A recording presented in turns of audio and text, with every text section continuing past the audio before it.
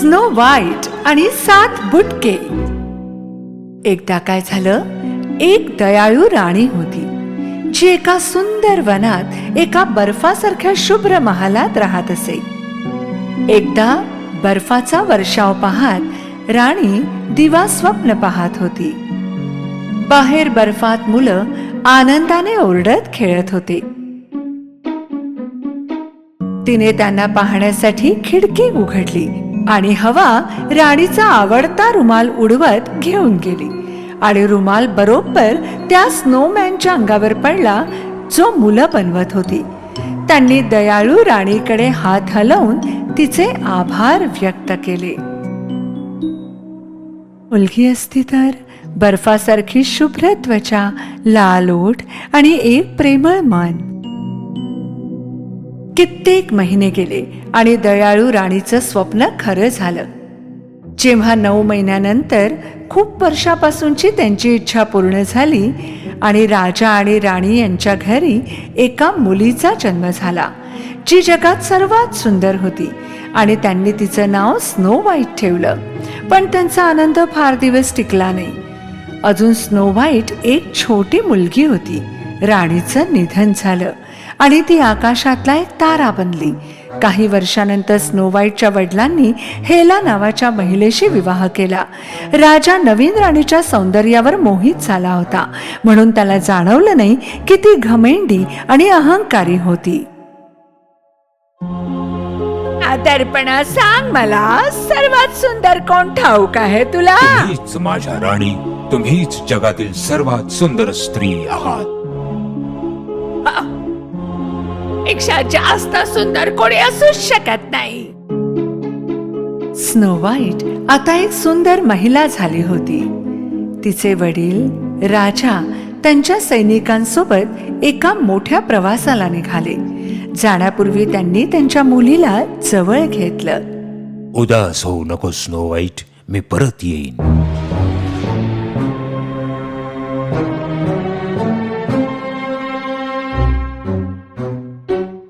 एक दिवस दुष्ट राणी हेलाने तिचा नौकर डंकव तयार केला. जादूच्या दर्पणा, डंकवचं अनावरण कर. चेंबरलेन डंकव अडाणी होता. त्याने त्याच्या शरीरावरचं वस्त्र दूर केलं. निघून जा इथून. राणीने स्वतःला आरशात पाहिलं आणि म्हणाली, दर्पणा, सांग मला, सर्वात सुंदर कोण ठाऊक आहे का तुला? जादूच्या आरशाने तिला उत्तर दिलं, या भूमीवर माझ्या राणी, आता तू जगातील सुंदर स्त्री नाहीस. स्नो व्हाईट सर्वात सुंदर आहे. हेलाला खूप राग आला. शकत नाही, माझ्यापेक्षा सुंदर कोणीच नाही. संपूर्ण राजवाडा तिच्या रागाने थरथरत होता आणि तिचं दुष्ट हृदय स्नो व्हाईटचं सौंदर्य नष्ट करू पाहत होतं. तिने एक योजना आखली आणि दरबारातील शिकाऱ्याला स्नो व्हाईटला जंगलात नेऊन मारण्याचे आदेश दिले. तिचं हृदय आणून दाखव.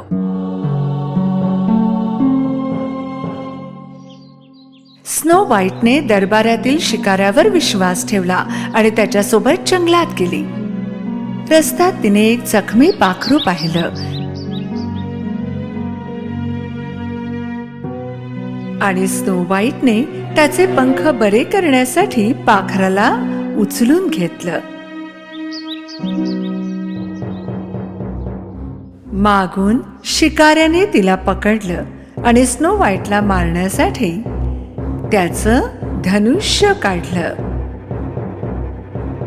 त्याने तिच्यावर नेम धरला, पण त्याला दिसत होतं की स्नो व्हाईटचं मन मेणासारखं मऊ होतं. तिने जखमी पक्षाला पकडून ठेवलं होतं आणि त्याने निर्णय घेतला की स्नो व्हाईटला मारणं चुकीचंय. स्नो व्हाईट, तिने मला तुला मारण्याचा आदेश दिला. मी तुझ्यासारख्या चांगल्या दयाळू व्यक्तीला नाही मारू शकत. चा जीव घ्यायचाय? राणी हेला, तुला पळावं लागेल आणि लपावं लागेल. शिकारीने खोटं बोलून हेलाला फसवायचा विचार केला आणि स्नो व्हाईट ऐवजी एक जंगली डुक्कर त्याने मारलं, जेणेकरून त्याला हेलाला डुकराचं हृदय देता येईल आणि हेलाला वाटेल की स्नो व्हाईट मेलेली आहे. राजकन्या घाबरली आणि काळोख्या जंगलात पळून गेली. ती रात्रभर घनदाट झाडी आणि वटवाघळांसोबत लढत राहिली, जोपर्यंत तिचा मार्ग सुकर झाला नाही. ती एका झाडावर आपटली आणि थंड काळोखाने भरलेल्या जंगलात थकून झोपून गेली.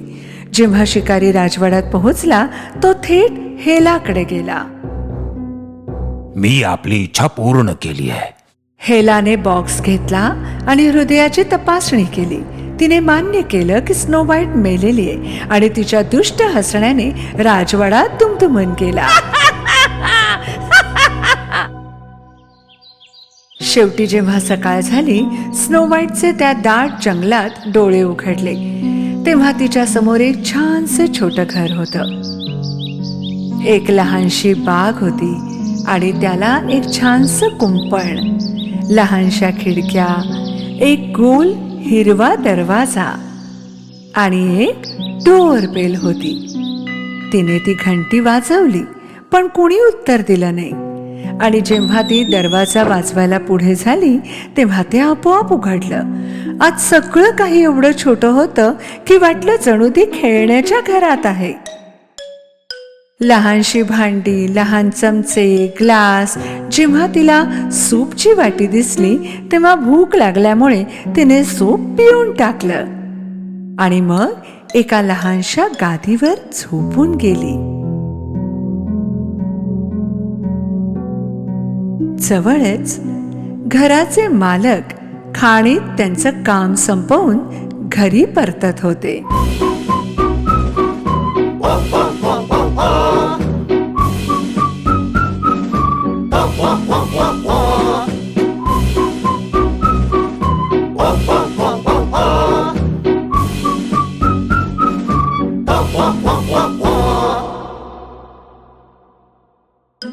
जेव्हा ते घरात आले, त्यांना जाणवलं की काहीतरी गडबड आहे, म्हणून ते हळूच गेले आणि कुजबुजले.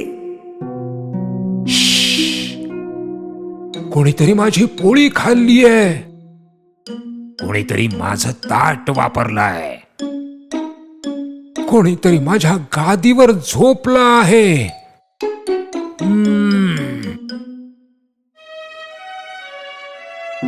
किती सुंदर मुलगी आहे. पकडा पकडा पकडा पकडा. अरे पकड पकडा. पकडा पकडा.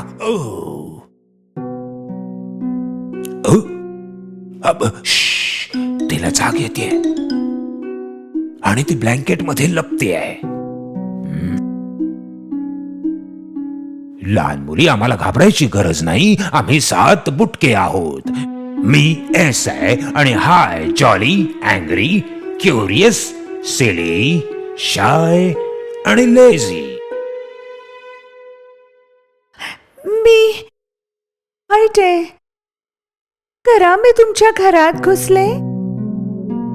स्नो व्हाईटने त्यांना तिच्यासोबत घडलेल्या सगळ्या गोष्टी सांगितल्या आणि बुटके तिची कहाणी ऐकून दुःखी झाले. ते म्हणाले की ती त्यांच्यासोबत त्या छोट्याशा घरात राहू शकते, पण एका अटीवर. आम्हाला गाणं खूप आवडतं. तुझा आवाज सुंदर आहे का राजकुमारी? स्नो व्हाईट आहे माझं नाव. मी घरापासून खूप लांब आहे. मी आकाशाकडे पाहत राहते, आईशी बोलत राहते, जी आता ताऱ्यांमध्ये राहते. मला जंगलात आनंद मिळाला. लहानसे मित्र माझे रक्षण करतात. त्यांची लहान मने आता आशेने भरली. चांगली लहान मने आता पुन्हा जिंकतील.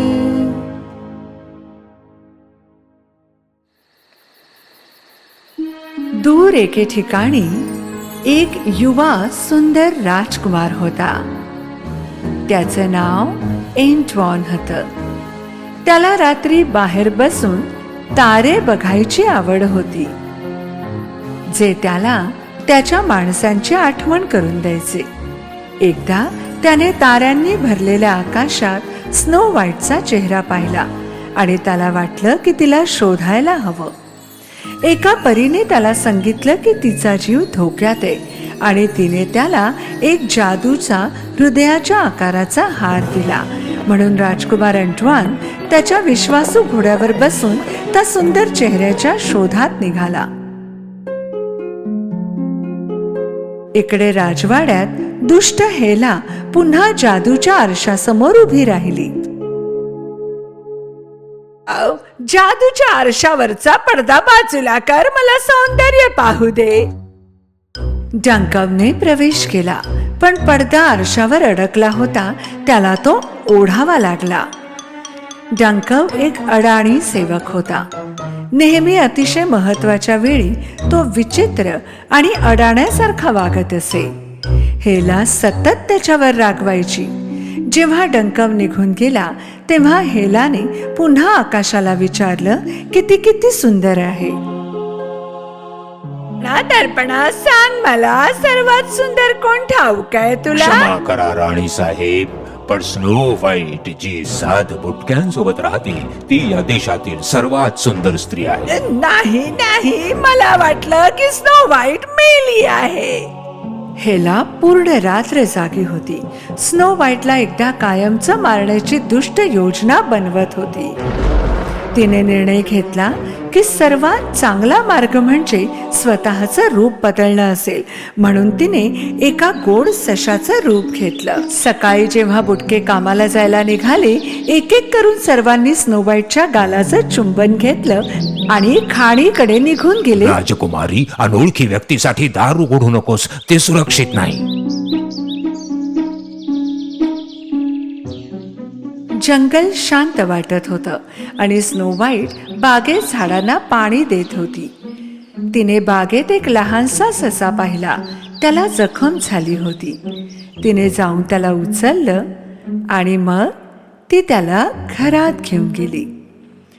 तिने सशाच्या जखमेवर पट्टी बांधली आणि त्याला बुटक्याच्या गादीवर आराम करण्यासाठी उन्हात झोपवलं. ससा झोपलेला दिसत होता, पण स्नो व्हाईट खोलीतून बाहेर गेल्याबरोबर सशाने डोळे उघडले आणि खोलीत पाहिलं. मग त्याने गिरक्या घेतल्या आणि त्याच्या जागी हेला प्रकट झाली. हीच योजना तिने बनवली होती. तिने उशीवर जांभळं विष टाकलं, असा विचार करून की राजकुमारी त्यावर झोपेल आणि मरून जाईल. स्नो व्हाईट बागेत काम करून एवढी दमली होती की ती आराम करायला आत आली. ती त्या विषाच्या उशीवर डोकं टेकवणार इतक्यात स्नो व्हाईट, स्नो जेव्हा तिने व्हाईट. ऐकलं की बुटके घरी आले आहेत, ती त्यांना दरवाजात जाऊन भेटली आणि रात्रीच्या जेवणानंतर त्यांनी रात्रभर नृत्य केलं. शेकोटी पुढे स्नो व्हाईट झोपून गेली आणि जे झालं ते चांगलंच झालं, कारण त्यामुळे ती विषाच्या उशीवर झोपली नाही आणि वाचली. जेव्हा हेला तिच्या महालात परत आली तेव्हा डंकव तिच्या खोलीची राखण करत होता. आपली योजना यशस्वी झाली विचार करून ती जादूच्या आरशाच्या खोलीत गेली. दर्पणा दर्पणा, सांग मला सर्वात सुंदर कोण ठाऊक आहे तुला? माझ्या राणी, स्नो व्हाईट जी 7 बुटक्यांसोबत राहते ती तुझ्याहून अधिक सुंदर आहे. नाही नाही नाही नाही, मी जगात सर्वात सुंदर असायला हवीये. मी स्नो व्हाईटला मारण्याची एक योजना आखेन. काही दिवसानंतर जेव्हा बुटके खाणीत काम करत होते, स्नो व्हाईट बुटक्यांचे फाटलेले कपडे शिवत होती. तिने दरवाजाची घंटी ऐकली. दरवाजा 3 वेळा वाजवला गेला. स्नो व्हाईटने पाहिलं की कोण आहे आणि ही एक म्हातारी कुरूप महिला होती. जिच्याजवळ सफरचंदाची टोपली होती. तुम्ही कोण आहात? मी एक विक्रेता आहे. माझ्याकडे खूप रुचकर सफरचंद आहेत. खाऊन पाहिजे आहेत का? स्नो व्हाईटला आधी दरवाजा उघडायची भीती वाटत होती, पण तिला लाल सफरचंद खूप आवडायचे. हे घे, खाऊन पहा माझ्या सुंदर बाळा, माझ्याकडून भेट. स्नो व्हाईटने म्हाताऱ्या बाईने दिलेलं सफरचंद घेतलं आणि एक घास खाल्ला. सफरचंदामध्ये विष होतं. मदतीसाठी ओरडण्याआधीच ती जमिनीवर पडली.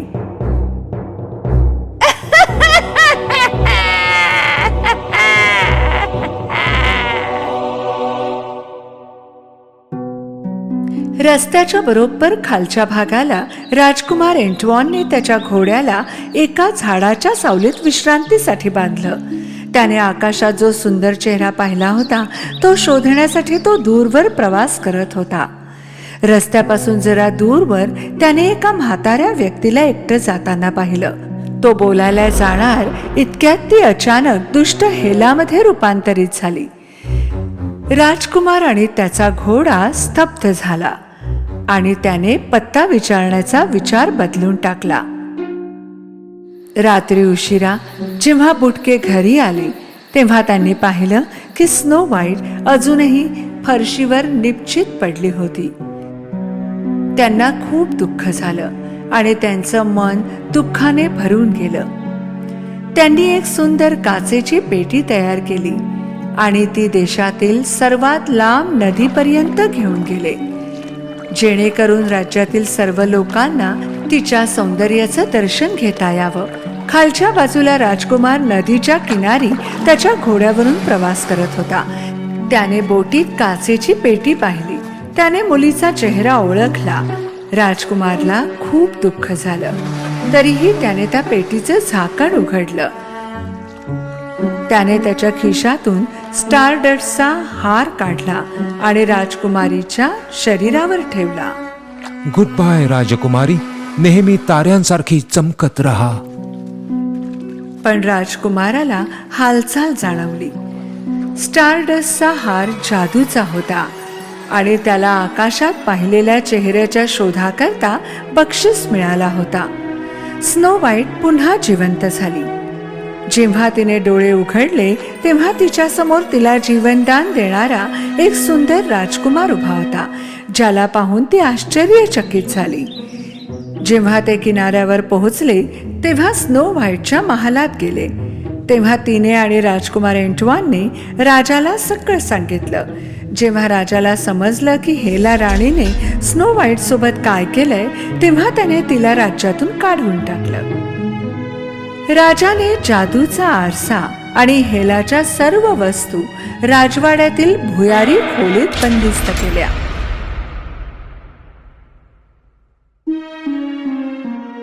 काही महिन्यानंतर स्नो व्हाईट आणि राजकुमार यांच्यात प्रेम जमलं. म्हणूनच हे एक अरेंज मॅरेज नव्हतं आणि मग राजवाड्यात एक दिमागदार लग्न सोहळा पार पडला. त्यांनी पुटक्यांनाही आमंत्रित केलं आणि आनंद साजरा केला आणि आनंदात जीवन जगू लागले.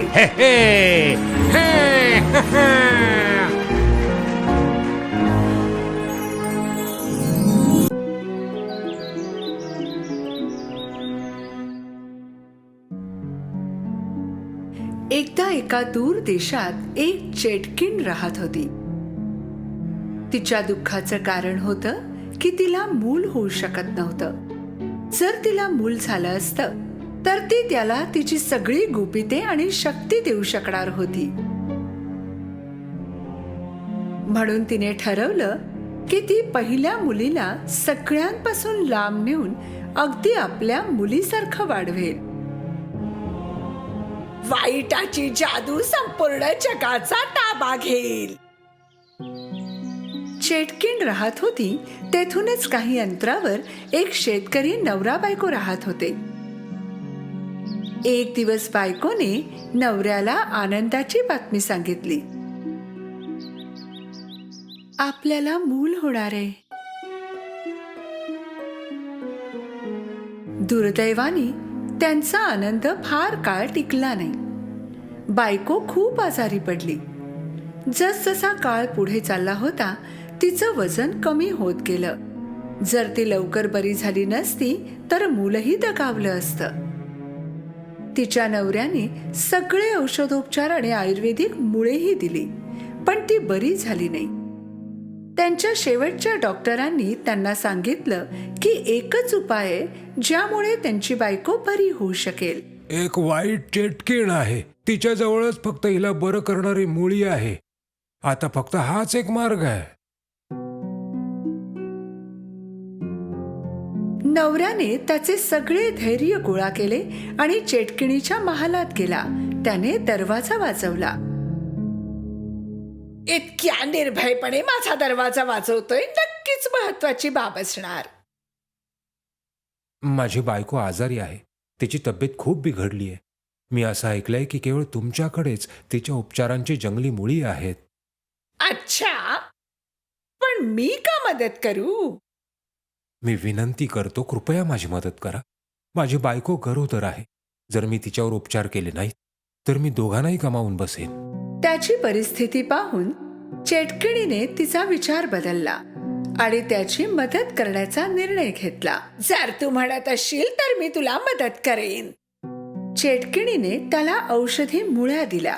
या मुळ्यांच्या पानांचा एक एक तुकडा रोज तुझ्या बायकोला खाऊ घाल, तुला तिच्यात चांगला बदल दिसेल.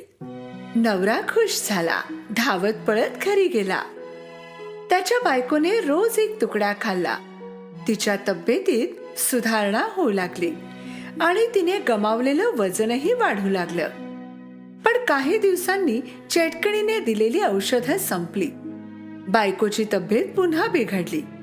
यावेळी कमी वेळातच तिची परिस्थिती जास्त गंभीर झाली. कोणताच उपाय नसल्या कारणाने नवऱ्याने पुन्हा चेटकिणीच्या महालाचा दरवाजा वाजवला. चेटकिणीला माहित होतं तो पुन्हा नक्की येणार. या त्याच बिया आहेत ज्याने तुझी बायको बरी होऊ शकेल.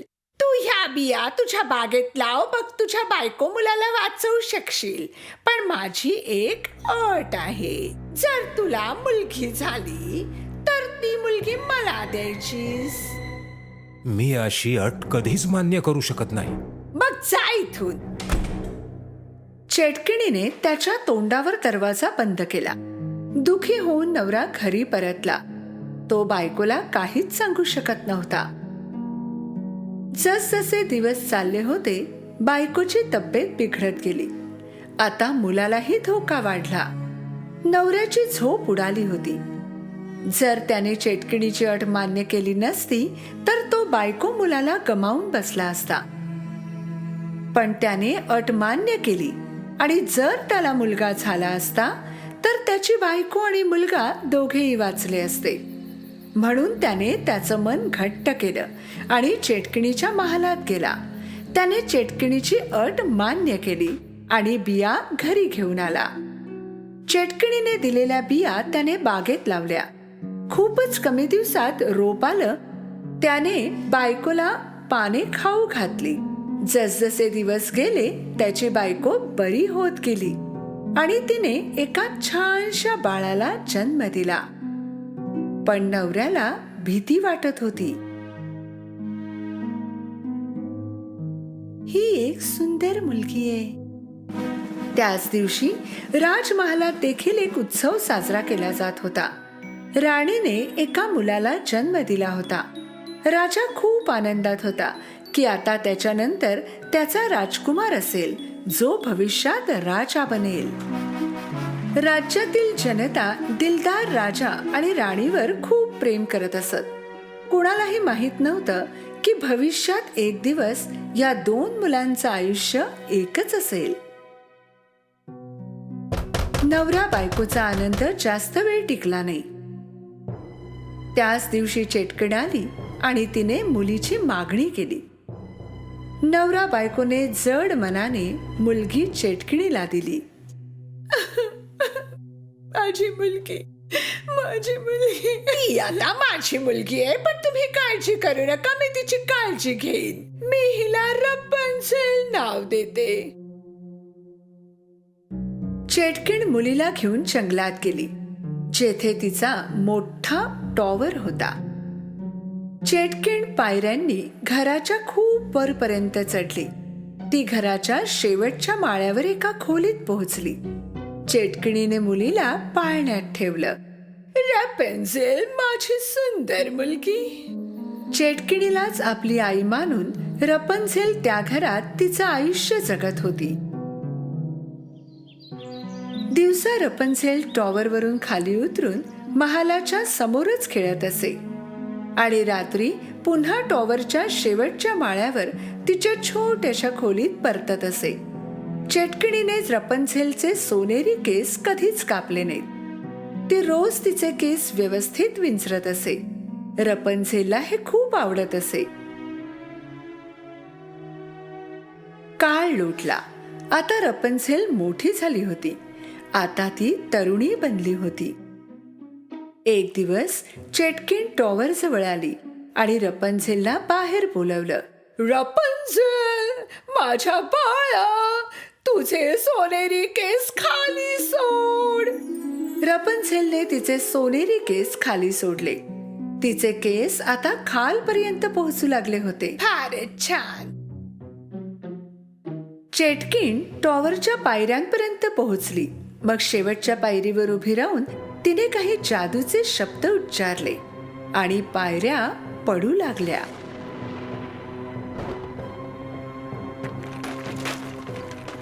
जगातले कोणतेही शब्द या पायऱ्या पुन्हा आणू शकत नाही.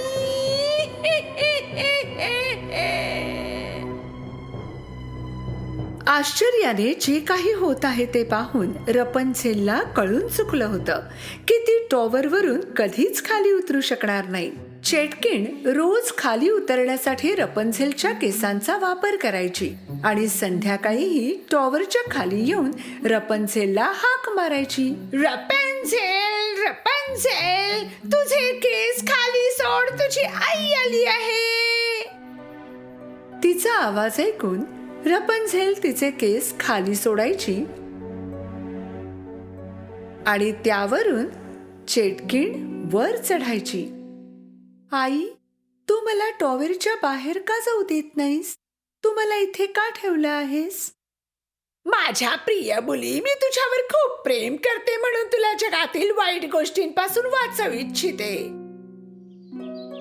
रपन्झेल संपूर्ण दिवस गाणे गाण्यात आणि जे पक्षी तिच्या खिडकीवर येऊन बसत त्यांच्याशी बोलण्यात घालवत असे.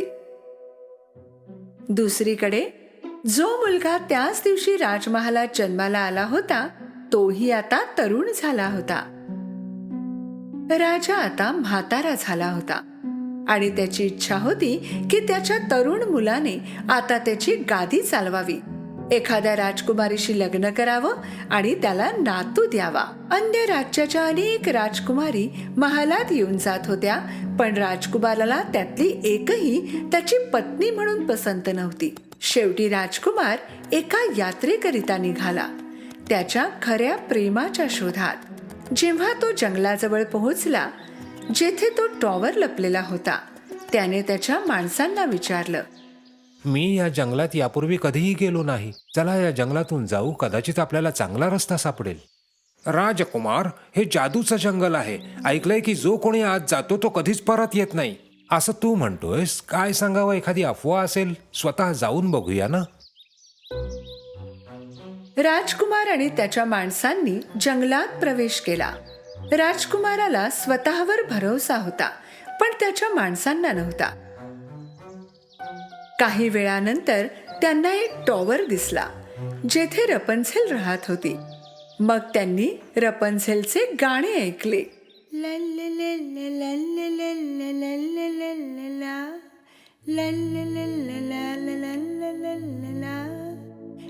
किती गोड आवाज आहे. टॉवरच्या जवळ जाऊन राजकुमाराने तिचे गाणे ऐकले आणि काही वेळ तिचे सौंदर्य निरखत राहिला.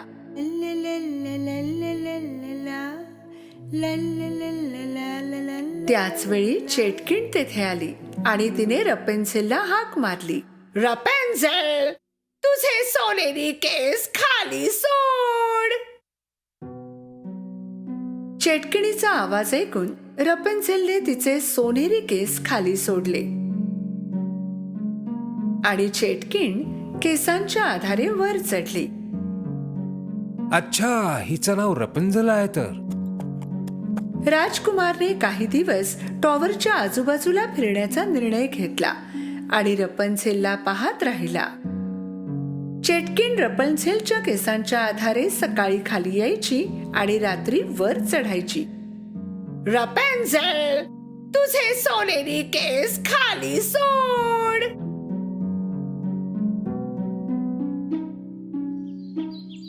शेवटी एक दिवस राजकुमाराने सर्व हिंमत गोळा केली आणि जेव्हा चेटकिन तेथे नव्हती तेव्हा टॉवरच्या जवळ गेला आणि हाक मारली. रपुंझल, रपुंझल.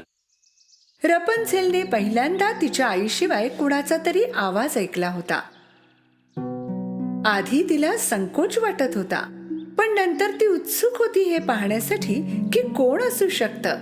म्हणून तिने खिडकीतून खाली पाहिलं. तिने पाहिलं की एक तरुण खालून तिच्याकडे पाहत होता. तू कोण आहेस आणि तुला माझं नाव कसं माहित आहे? मी या राज्याचा राजकुमार आहे. मी तुझा अद्भुत आवाज ऐकला आणि मला तुला भेटायचं आहे. मला अनोळखी लोकांशी बोलण्याची परवानगी नाही. कृपया निघून जा. तुला माझ्यापासून काही धोका नाही, मी वचन देतो. कृपया खाली ये म्हणजे आपल्याला बोलता येईल. मी नाही येऊ शकत, इथे पायऱ्या नाहीत. त्याच वेळी रपन्झेलने आईला येताना पाहिलं. लवकर येथून निघून जा, आईने तुला पाहायला नको. राजकुमार लगेच झाडाच्या मागे लपला. टॉवरच्या जवळ जाताच चेटकिणीने हाक मारली आणि रपन्झेलच्या केसांवरून वर चढली.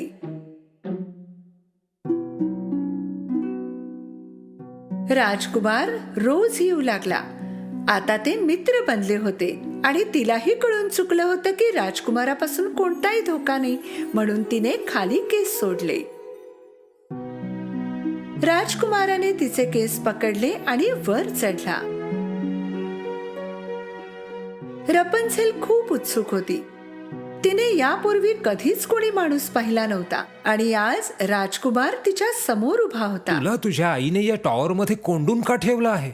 आई मला सांगते की हे जग वाईट माणसांनी भरलंय. ती माझं रक्षण करण्याचा प्रयत्न करते आहे. पण हे हास्यास्पद आहे. एखादी आई आपल्या मुलीला असं का बरं कोंडून ठेवेल? हो, हे खरं आहे की जगात वाईट गोष्टी आहेत, पण त्याचबरोबर सौंदर्य देखील आहे ना.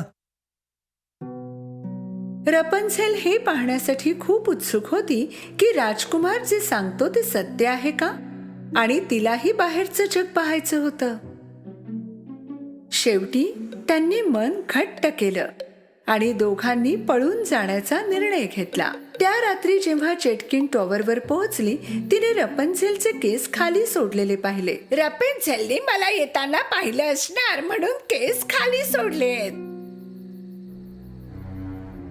टॉवर चढून गेल्यावर तिने काय पाहिलं? रपन्झेलचे केस कापून खिडकीला बांधले होते आणि रपन्झेल कुठेच नव्हती. तिला लगेच कळून चुकलं, रपन्झेल पळून गेली होती. रपन्झेलने तिचे केस कापले आणि खिडकीला बांधले आणि त्याच केसांवरून ती आणि राजकुमार खाली उतरले होते. रपन्झेल, रपन्झेल, तू मला फसवायची हिम्मत कशी केलीस? दरम्यान रपन्झेल आणि राजकुमार जंगलातून बाहेर आले. जंगल जादूचे असल्याची गोष्ट चेटकिणीने पसरवली होती. तिला तेथे कोणी येऊन रपन्झेलला पाहायला नको होतं. रपन्झेल आणि राजकुमार महालात पोहोचले.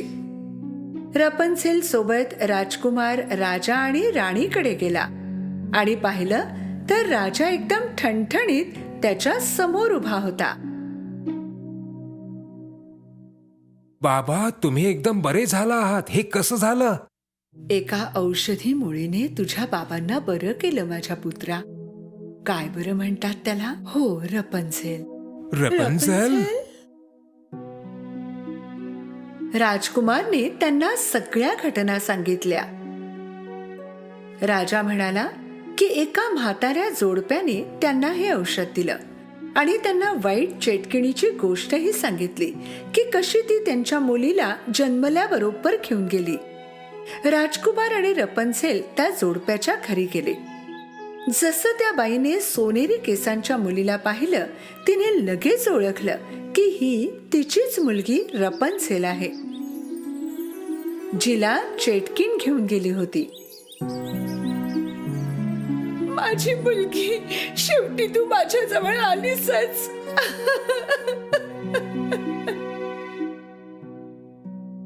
सुरुवातीपासून संपूर्ण गोष्ट ऐकल्यानंतर रपन्झेलने तिच्या माता पित्यांचा स्वीकार केला. राजकुमार आणि रपन्झेलचे लग्न झाले आणि ते आनंदात राहू लागले. त्या टॉवर मध्ये अडकलेल्या चेटकिणीचे काय झाले?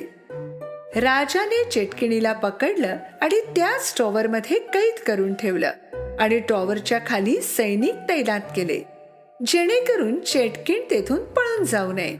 चेटकिणी बरोबरच तिचे सगळे जादूचे रहस्य सुद्धा अदृश्य झाले.